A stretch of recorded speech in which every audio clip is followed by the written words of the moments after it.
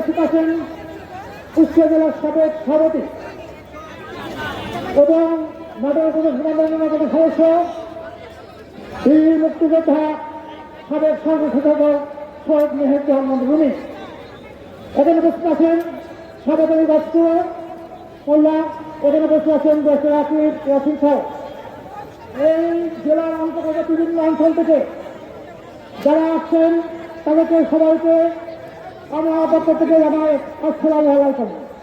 সেখানে যেসব মিডিয়া কাজ করছে তাদেরকে ধন্যবাদ জানাই।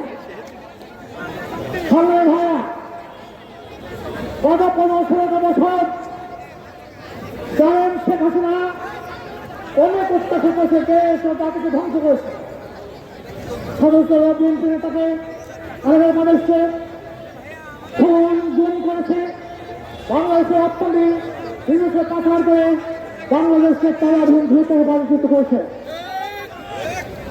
আজকে কৃষি প্রশাসন বলেন, পুলিশ প্রশাসন বলেন, নির্বাচন বলেন, সবকিছু ধ্বংস করে দিয়েছে।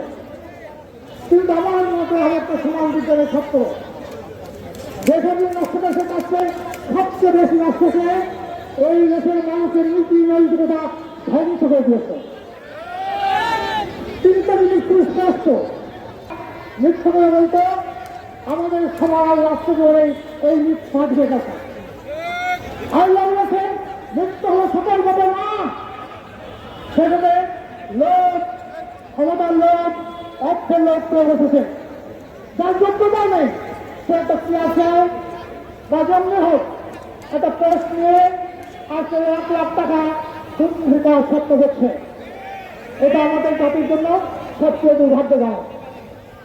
আজ মুখ্যমন্ত্রী আজকে শেখ হাসিনার আমলে হয়েছিল যে সিন্ডিকেট, সেই সিন্ডিকেট বর্তমান সরকার ভাঙতে পারেনি। সে খবর তাদের নেই। আইনের খবর বলেন দুর্নীতি যাচ্ছেই মানুষ চিন্তা হচ্ছে প্রয়োজন আছে। এই অবস্থায় এই দেশের ছেলেরা ভারতে বসে ভারতের কথা বলেন আমাদের স্বতন্ত্র জনতার স্বাধীনতা সর্বত্র আর হুমকির সম্মুখীন। প্রিয় ভাই বোনা, আপনারা আমি বলতে চাই এত বেশি লাভ করবেন না। আমাদের দেশের থেকে সমস্যা, এই সমস্যার সমাধানকে একমাত্র উপায় হল জাতীয় সংসদ নির্বাচন। অনির্বাচিত সরকার যতই হোক আপনাদের এই সব সমস্যার সমাধান করতে পারবে না। এই সমাধান করতে হবে আগামী সংসদ নির্বাচন দেন, যে দলীয় সরকার হয়ে তারাই পারবে এই সমস্যার সমাধান করতে।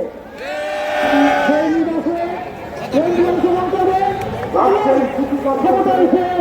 এই দাবি এই অন্যায়গুলো এবং আজকে এইটাকে প্রতিহত করবেন, দেশের স্বাধীনতা সর্বত্র রক্ষা করবেন, যাতে একটা কল্যাণ রাষ্ট্রের আবির্ভাব ঘটে।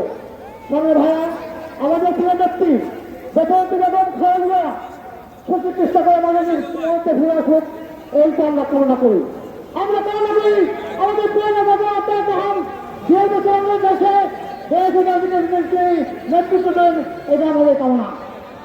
আর একটি কথা ভাই না বলে প্রশ্ন তাই বাহিনীতে কথা বলছে, সবাই এক কথা বলছে আপনাকেও কারোর জমি দখল করবেন না, আপনাকেও দুর্নীতি করবেন না, চাঁদাবাজি করবেন না, হাত ঘর দখল করবেন না।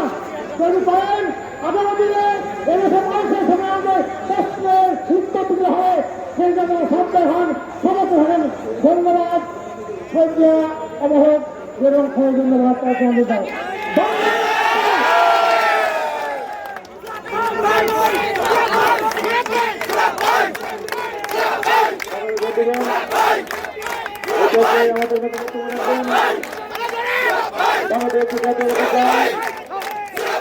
কুষ্টিয়া জেলার সাবেক সভাপতি